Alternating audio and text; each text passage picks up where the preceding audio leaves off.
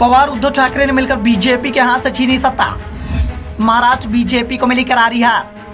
ग्रामीण क्षेत्र के चुनाव में एमवीए ने कर दिया sweep. Maharashtra agriculture produce market committee यानी एपीएमसी के चुनाव में खेला हो गया है। शिंदे और बीजेपी मिलकर इस बात का दावा कर रहे थे कि हमारी सरकार को जनता का समर्थन मिला हुआ है। उद्धव ठाकरे गलत थे जो एमवीए में चले गए। जब भी चुनाव होगा साफ हो जाएगा कि हवा किसकी ओर बह रही है। और जब एपीएमसी के चुनाव आए तो बीजेपी और शिंदे गुट ने इस बात का दावा किया कि हमारे गठबंधन की लहर चल रही है। वैसे तो एपीएमसी के चुनाव पार्टी के सिंबल पर नहीं लड़े जाते, लेकिन इन चुनाव का महाराष्ट्र में बहुत अधिक महत्व होता है। महाराष्ट्र की सत्ता के बारे में कहा जाता है कि जिसने ग्रामीण क्षेत्र में जीत हासिल कर ली उसने महाराष्ट्र को जीत लिया।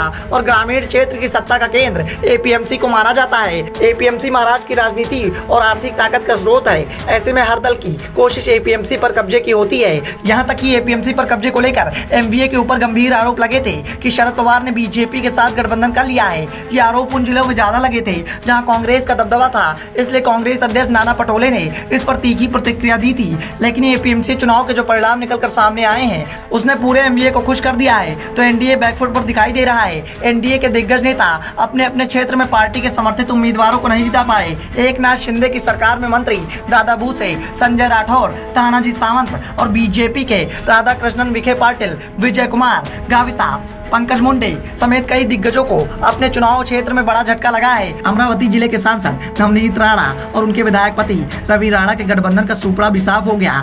अमरावती एपीएमसी मंडी में पूर्व मंत्री और कांग्रेस नेता यशोमती ठाकुर के समर्थन वाले पैनल ने शानदार जीत हासिल की। एपीएमसी चुनाव की 147 सीटों में से 81 सीटों पर एमवीए ने जीत हासिल की, जबकि 42 सीटों पर बीजेपी शिंदे गुट को सफलता हासिल हुई। 24 जगह दूसरे गठबंधन को जीत मिली। कांग्रेस को सबसे बड़ी जीत भोर कृषि उपज मंडी समिति में मिली है। यहाँ कांग्रेस के खिलाफ सभी दलों ने गठबंधन कर लिया था। भोर में कांग्रेस को मजबूत माना जा रहा था और चुनाव परिणाम भी इसी बात की ओर इशारा कर रहे हैं। यहाँ की सभी 18 सीटों पर कांग्रेस को जीत मिली है। दूसरी ओर पुणे में एनसीपी को जोरदार झटका लगा है। पुणे एपीएमसी पर बीजेपी ने एनसीपी के बागी गुट के साथ मिलकर कब्जा कर लिया है। अन्ना साहब मगर शेतकारी विकास अघाड़ी के साथ मिलकर बीजेपी ने 18 में से 13 सीटों पर जीत हासिल की। स्थानीय स्तर पर राष्ट्रवादी कांग्रेस पार्टी के लिए एक बड़ा झटका है।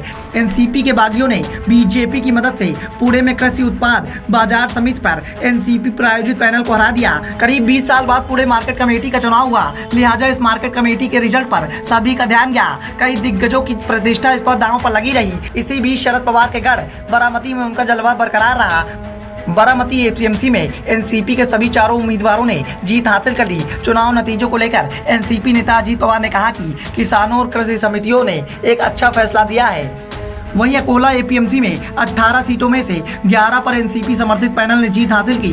वहीं बीजेपी समर्थित पैनल बस 5 सीटों पर जीत हासिल कर सका। दरअसल एपीएमसी में एनसीपी शुरुआत से ही बेहद मजबूत दिखाई दे रही थी और इसका फायदा पूरे एमवीए को मिला है। दूसरी ओर बीजेपी यहाँ शहरों के मुकाबले ज्यादा मजबूत नहीं है। शहरी क्षेत्र में बीजेपी का मुकाबला अधिकांश जगह शिवसेना यूवीटी से होगा, क्योंकि यहाँ उद्धव ठाकरे की लोकप्रियता सबसे ज्यादा है। फिलहाल एपीएमसी चुनाव में मिली जीत के बाद एमवीए की ओर से इस बात का दावा किया जा रहा है कि अभी ट्रेलर है। पिक्चर 2024 के लोकसभा चुनाव में दिखाई जाएगी। उद्धव ठाकरे के नेताओं ने तो यहाँ तक का दावा कर दिया है कि 2024 के चुनाव में महाराष्ट्र की 48 सीटों में से 40 सीटों पर एमवीए को जीत मिलेगी। Bureau report the Dhakad news.